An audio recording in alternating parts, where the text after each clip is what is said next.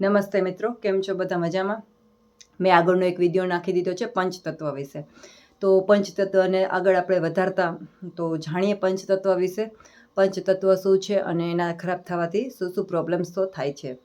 તો પહેલાં તો વાત કરીએ આપણા ઓરા વિશે. મેં ઓરા વિશેનો એક નાનો એવો વિડીયો નાખી દીધો છે, ન જોયો હોય તો જોઈ લેજો. આજે ડીપની અંદર હું થોડોક વિડીયો લાંબો થશે, પણ ઘણું બધું નોલેજ મળશે કે શું શું પ્રોબ્લેમ થવાથી શું શું થાય છે આપણા જીવનની અંદર. તો ઓરા હોય છે આપણે, તમે સાંભળ્યું જ હોય છે કે આજુબાજુ આપણે એક ઓરા હોય છે, આભામંડળ હોય છે. ગમે એ વસ્તુની આભામંડળ હોય છે, નિર્જીવ વસ્તુ હોય કે સજીવ વસ્તુ હોય, એની અંદર એક આભામંડળ જોવા મળે છે તમને. જો એ આભામંડળ આપણા 7 લેયર હોય છે આભામંડળના. એક આભામંડળ જો ખરાબ થાય તો એ લગતી બીમારીઓ, એ પ્રોબ્લેમ્સ થતી હોય છે આપણી.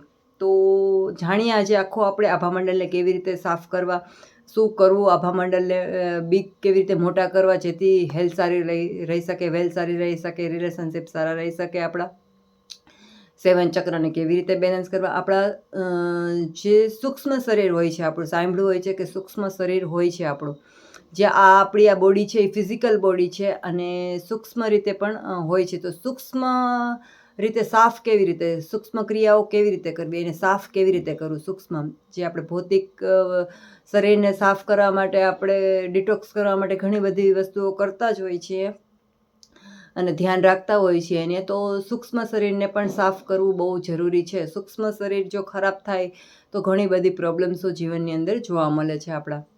સૂક્ષ્મ શરીરને સાફ કરવા માટે હું ઘણી બધી એવી ટેકનિકો કહીશ, તમને કહીશ કે કઈ વસ્તુથી તમારું સૂક્ષ્મ શરીર ખરાબ થાય છે. જો સૂક્ષ્મ શરીર ખરાબ થશે, તમારા ઓરા, તમારા ચક્ર અનબેલેન્સ થાય છે, તો દુનિયાની અંદર બધી જ બીમારીઓ, રિલેશનશિપ ખરાબ થવા, બીજી કાંઈ પણ વસ્તુ છે, ધન માટેના રસ્તા અટકવા, આપણા જીવનની અંદર બધું જ ખરાબ થવા માંડે આપણી સાથે. તો આ વસ્તુ છે સૂક્ષ્મ શરીર આપણું ખરાબ થાય છે. તો પહેલું તો છે કે કુદરતના નિયમ પ્રમાણે આપણે જ્યારે નથી ચાલતા ને, ત્યારે આપણું સૂક્ષ્મ શરીર, સૂક્ષ્મ જે ઓરા હોય છે આપણા, ઓરા ફિઝિકલ રીતે દેખાતા નથી, સૂક્ષ્મ હોય છે. તો સૂક્ષ્મની અંદર ઓરા આવે છે આપણા, 72,000 નાડીઓ આવે છે. એ દેખાતી નથી, ઉર્જાની નાડી કહેવાય છે. એ નાડીઓ ખરાબ થાય છે, એનામાં ઉર્જા વહે છે અને એ ઉર્જા જ્યાં જ્યાં અટકી જાય છે ને, ત્યાં ત્યાં બીમારીઓ શરૂ થાય છે આપણી. 7 ચક્ર આવે છે, એ સૂક્ષ્મ હોય છે, દેખાતા નથી. તો આ સૂક્ષ્મની શુદ્ધિ કેમ કરવી આપણે શરીરની અંદર, જેનાથી બીમારીઓ, રિલેશનશિપ ખરાબ થવા, ધનના રસ્તા અટકવા, સક્સેસ ન મળવી, હેલ્થ પ્રોબ્લેમ રહેવી, આ બધું જ સૂક્ષ્મ શરીરથી ખરાબ થવાથી થતું હોય છે આપણે. તો જાણીએ આપણે કે પહેલાં તો કેવી રીતે ખરાબ થાય છે, શું કારણ છે આ સૂક્ષ્મ શરીરને ખરાબ થવાનું. તો આપણે જ્યારે કુદરતના નિયમ પ્રમાણે નથી ચાલતા, ત્યારે સૂક્ષ્મ રીતે સૂક્ષ્મ જીવન આપણું ખરાબ થાય છે, કે ઓરા ખરાબ થાય છે, ચક્ર અનબેલેન્સ થાય છે. સૂક્ષ્મ જે રીતે છે કે કુદરતનો નિયમ શું છે, બધી વસ્તુ કે એને જે આપણા પંચતત્વનું શરીર આપણું બનેલું હોય છે આપણું, તો એ સૂક્ષ્મ છે પંચતત્વનું. તો પંચતત્વ જ્યારે એ કુદરત સાથે કનેક્ટ હોય પંચતત્વ, અને એ ટાઈમની અંદર એ વસ્તુ આપણે નથી કરતા, તો આપણા ઓરા છે, આજુબાજુના ઓરા ડિસ્ટર્બ થાય છે, ખરાબ થાય છે, અને પછી ફિઝિકલ બોડીની અંદર આવે છે અને પછી બીમારીઓ ઉત્પન્ન થાય છે શરીરની અંદર. તો કુદરતના નિયમ પ્રમાણે હંમેશા ચાલવું જોઈએ. કુદરતનો નિયમ કેવું કહે છે કે સવારે વહેલું ઉઠી જવું 7 વાગ્યા પહેલાં. જ્યારે આપણે એ ટાઈમની અંદર ઉઠી નથી જતા, ત્યારે એ ટાઈમની અંદર આકાશ તત્વ ચાલતું હોય અને 7 વાગ્યા પછી પૃથ્વી તત્વ ચાલતું હોય. તો એ ટાઈમની અંદર ઉઠી જવું જોઈએ. રાત્રે 10 વાગે તો સૂઈ જ જવું જોઈએ, કેમ કે ત્યારે વાયુ તત્વ ચાલતું હોય છે. વાયુ તત્વની અંદર જો આપણે સૂતા નથી 10 થી 2 વાગ્યા સુધીની અંદર, તો એ તત્વની અંદર જો એ તત્વ ખરાબ થાય, વાયુ તત્વ, તો વાયુના લગતા રોગ થાય, સાંધાના દુખાવા, ગોઠણના દુખાવા છે, રિલેશનશિપ ખરાબ થવા માંડે, ઈર્ષા, ક્રોધ, નફરત, વધારે પડતો ગુસ્સો આવવો, બધા સાથે રિલેશનશિપ ખરાબ થવા માંડે. તો આ વાયુ તત્વના ડિસ્ટર્બ થવાથી પ્રોબ્લેમ્સ તો થતી હોય છે. પછી અગ્નિ તત્વ બપોરના ટાઈમમાં ચાલે અને સાંજના ટાઈમમાં ચાલે, 2 ટાઈમ અગ્નિ તત્વ ચાલે. એ ટાઈમની અંદર આપણે જમી લેવું જોઈએ, કે 12 થી 1 વાગ્યા સુધીની અંદર, મિનિમમ 1 વાગ્યા સુધીની અંદર જમી જ લેવું જોઈએ. 3 વાગ્યા સુધી જો અગ્નિ તત્વ ચાલતું હોય, પણ એ ટાઈમની અંદર તમારે જમી લેવું જોઈએ. બહુ લેટ ન કરવું જોઈએ જમવાનું અંદર. જેથી અગ્નિ તત્વ આપણું બેલેન્સ રહે છે. જો અગ્નિ તત્વ ખરાબ થાય તો પેટની બધી જ બીમારીઓ થાય છે, કબજિયાત, એસિડિટી, બીજા બધા રોગો છે, માન સન્માન, ધન દોલતના રસ્તાઓ અટકાવવા માંડે છે અગ્નિ તત્વના ખરાબ થવાથી. સક્સેસ નથી મળતી બહુ વધારે આપણે, તો આ અગ્નિ તત્વનું ખરાબ થાય છે. તો ટાઈમ ટુ ટાઈમ હંમેશા પહેલાં તો જમવું જોઈએ. બીજું છે કે ટાઈમ ટુ ટાઈમ ઉઠવું જોઈએ, આપણે ટાઈમ ટુ ટાઈમ જમવું જોઈએ. જો 10 વાગ્યા પછી તમે સૂવો છો રાતના, તો વાયુ તત્વ તો ખરાબ થાય છે, તમારી બોડી ડિટોક્સ કરતી હોય છે. જ્યારે જે ઝેરીલો પદાર્થો હોય ને બધા રાતના ટાઈમમાં એ બધી જ 10થી લઈને 2 વાગ્યા સુધીની અંદર ઝેરી તત્વ કાઢતા હોય છે. તો આ ટાઈમની અંદર તમારે સૂઈ જવું જોઈએ અને મિનિમમ 7 વાગે ઉઠી જવું જોઈએ. ત્યારે આકાશ તત્વ ચાલતું હોય છે રાત્રે 3થી લઈને 7 વાગ્યા સુધીની. તો આ અંદર તમારે ઉઠીને મેડિટેશન, ધ્યાન, તમે જે કંઈ પણ સાધનાઓ કરો છો તો એ તમારી ફલીભૂત થવા માંડે છે અને ઓરા ક્લીન થાય છે, ચક્ર બેલેન્સ થાય છે. તો મિનિમમ 7 વાગ્યા સુધી, જો 7 વાગ્યા પછી તમે સૂવો છો તો તમારું આકાશ તત્વ ખરાબ થશે. આકાશ તત્વના ખરાબ થતી ઘણી બધી બીમારીઓ થાય છે, ગળાના પ્રોબ્લેમ્સો થાય છે, બોલવીમાં કોન્ફિડન્ટ લેવલ નથી થતો, આપણા સુસ્તી, પછી આંખની જલન છે, કાનના રોગો છે, નાકના રોગો છે, આ બધા જ આકાશ તત્વના ખરાબ થવાથી થતું હોય છે પ્રોબ્લેમ્સો. અને આકાશ તત્વ ઘણું મહત્ત્વનું એક છે કે આકાશ તત્વને હંમેશા બેલેન્સ રાખવું જોઈએ આપણે. તો આના માટે હંમેશા વહેલું ઉઠવું જોઈએ, 7 વાગ્યા પહેલાં તો ઉઠી જ જવું જોઈએ. અને બીજું છે કે તમે એવી ઘણી બધી વસ્તુઓ જો આ કરો છો પ્રકૃતિના અનખિલાફ, તો પ્રોબ્લેમ્સો બધી થતી હોય છે જીવનની અંદર. તો હંમેશા, અને 3 વાગ્યા પછી ઘણાને આદત હોય જમવાની, 3 વાગે જમે, 4 વાગે જમે, 5 વાગે જમે, તો એ ટાઈમમાં જલ તત્વ ચાલતું હોય છે. તો જલ તત્વની અંદર તમે જો નાખો છો જમવાનું તો એ પચતું નથી જમવાનું, તો તમારે ગેસ, કબજિયાત, એસિડિટી આ બધા પ્રોબ્લેમ્સો જોવા મળે છે. અને સાંજના ટાઈમમાં એ તત્વ ચાલે છે 7 વાગ્યાથી 6 વાગ્યાથી લઈને 9 વાગ્યા સુધી, 10 વાગ્યા સુધી. તો એ તત્વ અગ્નિ તત્વનો ટાઈમ હોય છે. ત્યારે તમારે એ ટાઈમની અંદર વહેલા જમી લેવું જોઈએ, મોડું ન જમવું. એ ટાઈમની અંદર તો પચી જવું જોઈએ, એટલું ટાઈમની અંદર તો અગ્નિ તત્વની અંદર તો મિનિમમ 8 વાગ્યા સુધી તો જમી જ લેવું જોઈએ અગ્નિ તત્વની અંદર. જો અગ્નિ તત્વની અંદર નથી જમતા તો અગ્નિ તત્વ આપણું અનબેલેન્સ થશે અને પેટની બધી જ બીમારીઓ થાય છે. તો આ કુદરતનો નિયમ છે, કુદરતના નિયમ પ્રમાણે હંમેશા ચાલવું જોઈએ. અને નેગેટિવ વિચાર કોઈ દિવસ ન કરવા જોઈએ. નેગેટિવ વિચારથી જ આપણા આભામંડળ, તમે સાંભળ્યું હોય છે આભામંડળ હોય છે, આભામંડળ આપણું બહુ મહત્ત્વનું કાર્ય કરે છે. આભામંડળ એક એવી વસ્તુ છે કે આભામંડળથી તમે ગમે એ બધી વસ્તુઓ મેળવી શકો છો. કોઈ ઘણી વખત એવું થાય ને, આપણે કોઈને મહિલા હોય તો આકર્ષણ એક થાય કે આની સાથે હજી વાત કરું, હજી મળું, અને આની સાથે મારે ગમે છે મને, તો એનું આભામંડળ એકદમ ક્લીન હોય છે, સાફ હોય છે. ને ઘણી વખત તમને એવું થાય છે કે આની સાથે મારે મળવું નથી, મને નથી ગમતું આની સાથે, ભલે કોઈ દી મહિલા ન હોય, ફર્સ્ટ ટાઈમ મહિલા હોય તોય તમને એના પ્રત્યે નેગેટિવ વિચાર આવતા હોય ને, તો એનું આભામંડળ એટલું ડિસ્ટર્બ હોય છે, એટલું ખરાબ હોય છે. મતલબ એના નેગેટિવ એટલા વિચાર, એટલું આભામંડળ એટલું ખરાબ. તો આભામંડળ જે હોય છે, આજુબાજુના ઓરા આપણા, જો એ બ્રેક થવા માંડે ધીમે ધીમે આપણા વિચારોથી ને આપણી લાઈફસ્ટાઈલના લીધે, તો એ પહેલાં આભામંડળની અંદર બીમારીઓ આવે છે અને પછી ફિઝિકલ રીતે અંદર બોડીની અંદર બીમારીઓ આવે છે. તો હંમેશા આભામંડળ મહત્ત્વનું કાર્ય કરે છે કે આભામંડળથી આપણું પ્રભાવ પડે છે, એક વાણીમાં પ્રભાવ પડે છે, આપણે સક્સેસ સુધી પહોંચી શકીએ છીએ. અકાળે જેના મૃત્યુ થતા હોય, એક્સિડન્ટો વારે થતા હોય, તો એક્સિડન્ટનું પણ આ જ કારણ છે કે આભામંડળ આપણું બ્રેક છે. ઘણા તમે માનતા હોય, વિશ્વાસ કરતા હોય તો તંત્ર મંત્રની સાધના, જે ઘણાને વિશ્વાસ કરતા હોય તો હોય છે. હકીકતમાં નેગેટિવ ઉર્જા અને પોઝિટિવ ઉર્જા હોય જ છે. બધી વસ્તુ આત્માય હોય છે. આપણે માનીએ છીએ કે આપણે એક આત્મા સ્વરૂપ છીએ. તો જે કાંઈ પણ આવું બ્લેક એનર્જી કરતા હોય તો જેનું આભામંડળ બ્રેક હશે ને એને તરત આ ઉર્જા કનેક્ટ કરી લેશે, એવી નેગેટિવ એનર્જી. તો એક આભામંડળ છે ને એ આપણું પ્રોટેક્શન છે આખું. જેમ બધી વસ્તુનું આપણું પ્રોટેક્શન કરી છીએ, તો એ આપણા શરીરને, ફિઝિકલ બોડીને પ્રોટેક્શન કરે છે આભામંડળ. તો હંમેશા આભામંડળને ક્લીન રાખવું જરૂરી છે. તો આભામંડળ આપણું એટલું જ બેલેન્સ રહેશે જ્યારે આપણે પંચતત્વ બેલેન્સ રહે છે. ત્યારે પંચતત્વ એ માટે બેલેન્સ રહે છે જ્યારે આપણે કુદરતના નિયમ પ્રમાણે ચાલીએ છીએ, ત્યારે પંચતત્વ. હવે છે કે શું કરવું જોઈએ આપણે કે આપણું આભામંડળ ક્લીન થાય ડેઈલી. તો પહેલાં તમારે સવારે ઉઠો, હું 5 પ્રતિજ્ઞા આપીશ, એ હું તમને પછીના ટાઈમમાં પ્રતિજ્ઞા આપીશ. અત્યારે તમારે સવારે ઉઠીને ડેઈલી આવી રીતે આખા બોડીની ક્લિન્ઝિંગ કરવી જોઈએ. હાથને આવી રીતે રાખી આભામંડળ સાફ કરવું જોઈએ તમારું, આવી રીતે 90 વખત આખા બોડીની અંદર.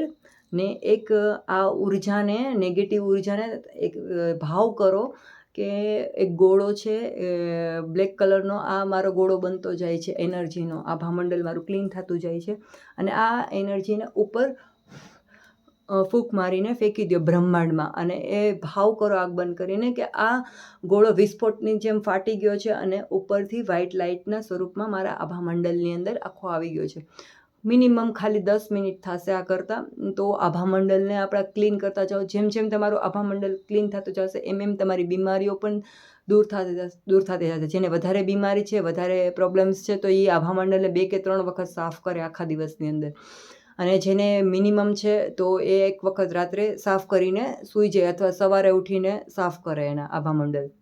તો ડેઈલી આવી રીતે 90 વખત આપણા આભામંડળને પૂરેપૂરું 7 ચક્ર ઉપર, બધા ચક્ર ઉપર નીચે એક અમે ચક્રનો આખો વિડીયો પણ નાખી દીધો છે. એને જોવો કે કયા કયા ચક્રને ખરાબ થવાથી શું શું પ્રોબ્લેમ્સ થાય છે. તો પહેલાં તો મેઇન જરૂરી છે આપણું આભામંડળ. જો આભામંડળ શુદ્ધ નહીં હોય, સારું નહીં હોય, મોટું નહીં હોય આભામંડળ, તો બધી બીમારીઓ થાય છે.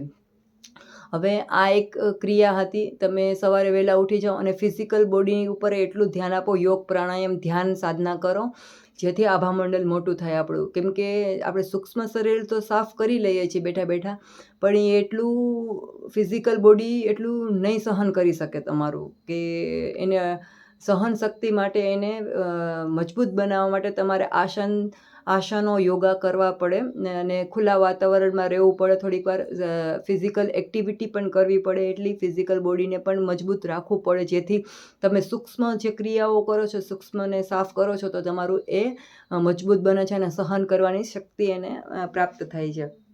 તો ખાસ ધ્યાન રાખવું કે સવારે વહેલા ઉઠીને યોગ પ્રાણાયામ આસનો ધ્યાન મેડિટેશન કરવું જોઈએ જેથી તમારું ફિઝિકલ બોડી પણ મજબૂત બને. જેથી તમે સૂક્ષ્મ શરીરની જો શુદ્ધિ કરો છો તો ફિઝિકલ બોડીની પણ શુદ્ધિ કરવી જોઈએ.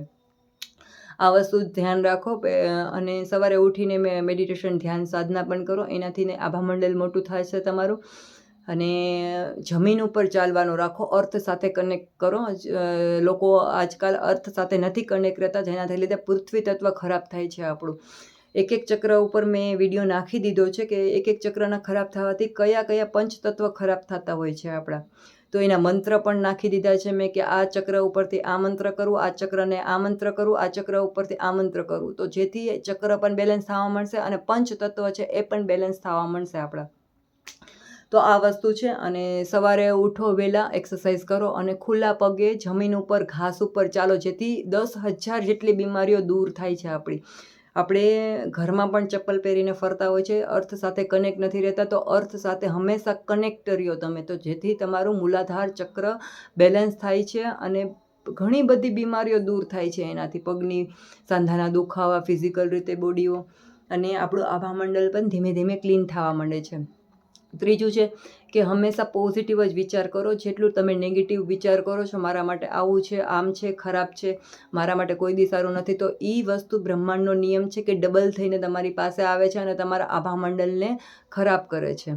હે. તો આભામંડળ ખરાબ થવાથી આપણી નાડીઓ પણ અશુદ્ધ થવા માંડે છે, ચક્ર પણ અશુદ્ધ થવા માંડે છે અને ત્યાંથી જ પછી બીમારીઓ શરૂ થવા માંડે છે. ડિપ્રેશન, માઇગ્રેન, ઊંઘ ન આવી, વિચાર આવા, બધા ખરાબ વિચાર આવા, ત્યાંથી પછી અટકે છે, રિલેશનશિપ ખરાબ થાય છે, આપણા ધન માટેના રસ્તા બ્લોકેજ થવા માંડે છે. આ બધી જ વસ્તુ આપણા ફિઝિકલ અને સૂક્ષ્મ રીતે નથી, આપણે ક્રિયાઓ કરતા, સાફ નથી કરતા, પ્રકૃતિના નિયમ પ્રમાણે નથી રહેતા, ત્યારે બધી જ પ્રોબ્લેમ્સો થાય છે. જ્યારે હંમેશા આપણે દુઃખી રહીએ છીએ ત્યારે આપણું આભામંડળ ખરાબ થાય છે. તો હંમેશા ખુશ રહેવાની આદત રાખવી કોઈ પણ પરિસ્થિતિની અંદર. જો તમે કોઈ પણ પરિસ્થિતિની અંદર ખુશ રહો છો ને, તો તમારું આભામંડળ ક્લીન થવા મળશે ઓટોમેટિકલી. તો બને એટલું તમે ખુશ રહો કોઈ પણ પરિસ્થિતિની અંદર. બીજું છે કે 5 પ્રતિજ્ઞા છે, એ હું તમને પછીની ઓલામાં આપીશ વિડીયોમાં, કે 5 પ્રતિજ્ઞા, એક પ્રતિજ્ઞા છે એ આપણા આભામંડળને આપણા પંચતત્વને બેલેન્સ કરે છે કે ડેઈલી આપણે પ્રતિજ્ઞા સાથે કામ કરવું જોઈએ, પ્રતિજ્ઞા લેવી જોઈએ અને સવારે ઉઠીને પ્રતિજ્ઞા કરો, ઈશ્વરને શુક્રિયા કરો, કેમ કે જેમ જેમ ઈશ્વરને ધન્યવાદ કરશું આપણે એમ કૃતજ્ઞતાનો ભાવ વધશે અને એ જ વસ્તુ ડબલ થઈને પાછી આવે છે આપણી પાસે. આપણે હંમેશા ફરિયાદ જ કરતા રહીએ છીએ, આમ નથી ને પેલું નથી ને, તો એ ડબલ થઈને બ્રહ્માંડમાં જાય છે ને એ જ પાછું તમને રિટર્નમાં મળે છે. તો હંમેશા ખુશ રહેવાની કોશિશ કરો અને જેટલું આપ્યું છે થોડુંક તો એમાં તમે જેમ જેમ કૃતજ્ઞતા ભાવ કરતા જશો ને એમ એ મોટું થતું જશે ને વધતું જશે તમારી પાસે. તો આ પણ પ્રેક્ટિસ કરો ડેઈલી. અને ત્રાટક સાંભળ્યું હોય તમે કે ત્રાટક બિંદુ ત્રાટક છે, મીણબત્તી ત્રાટક છે, જે સૂર્ય ત્રાટક છે. આ ત્રાટક કરવાથી પણ આપણા આભામંડળ મોટા થાય છે અને આપણે બીજાના પણ આભામંડળ જોઈ શકીએ છીએ. આપણે જોઈ શકીએ આપણા ખુદના અને બીજાના પણ, સામેવાળાના પણ આભામંડળ જોઈ શકીએ. તો ત્રાટકની અંદર એક ધારું મીણબત્તીની જ્યોતની સામે એક ધારું જોવાનું છે આંખ પટપટાયા વગર, અને એક ધારું એના આભામંડળને જોવાની કોશિશ કરવાની છે. તો આનાથી આપણે બીજાના પણ આભામંડળ જોઈ શકીએ છીએ અને ખુદના પણ આપણે આભામંડળ જોઈ શકીએ છીએ. તો ખુદના આભામંડળ જોવા માટે કેવી રીતે કરવાનું? રાત્રે સૂતા હોય ત્યારે હાથ આવી રીતે ઉપર રાખવાનો ને આવા એક બિંદુ ઉપર ધ્યાન આપવાનું કોઈ પણ એક જગ્યા ઉપર, અને તમને થોડીક વાર થશે ને તો તમારા આખા હાથના અંદર આભામંડળ દેખાશે. તો તમે તમારું ખુદનું પણ આભામંડળ એવી રીતે જોઈ શકો. પણ એ જ્યારે થશે જ્યારે કે તમે પ્રેક્ટિસ કરતા રહેશો તમે. તો ત્રાટક કરો, બેસ્ટ વે છે ત્રાટક કરવાથી ને પણ મન શાંત થાય છે અને આભામંડળને જોઈ શકાય છે ને આપણી માઇન્ડ શક્તિ વધે છે. તો ઘણું બધું કહી દીધું. આ આવતા વિડીયોમાં હું હજી થોડું ઘણું બધું જે પણ છે એ હું તમને કહીશ કે શું કરવું જોઈએ અને કેવી કેવી મુદ્રાઓ કરવી જોઈએ બધી, જેનાથી તમારું આભામંડળ સૂક્ષ્મ શરીરને તમે આ ડેઈલી તો કરો જ, અને હું તમને ઘણી બધી એવી સાધના કહીશ કે જેનાથી આપણે આપણા સૂક્ષ્મ શરીર અને ફિઝિકલ બોડીને બેલેન્સ કરી શકીને આપણા જીવનને પણ બેલેન્સ કરી શકીએ. તો બહુ જરૂરી છે સૂક્ષ્મ શુદ્ધિ કરવી, સૂક્ષ્મ શરીરને શુદ્ધ કરવું. તો ડેઈલી કરો. પહેલાં તો આભામંડળથી શરૂ કરો, તમને ઘણો બધો જ ફરક દેખાશે અંદર. હું આશા કરું છું કે આવતા વિડીયોની અંદર તમે જે કંઈ પણ હું તમને પ્રોવાઈડ કરું છું એ તમે સારી રીતે કરશો બધા અને રિઝલ્ટ મેળવશો બધા. તો આજના માટે મિત્રો આટલું જ, કે આગળ જતાં જે કંઈ પણ મારી પાસે છે નોલેજ હું તમને પ્રોવાઈડ કરું, અને હેલ્ધી તંદુરસ્ત રહો એવી ઈશ્વરથી પ્રાર્થના છે. Thank you. આજના દિવસ માટે આટલું જ. Thank you.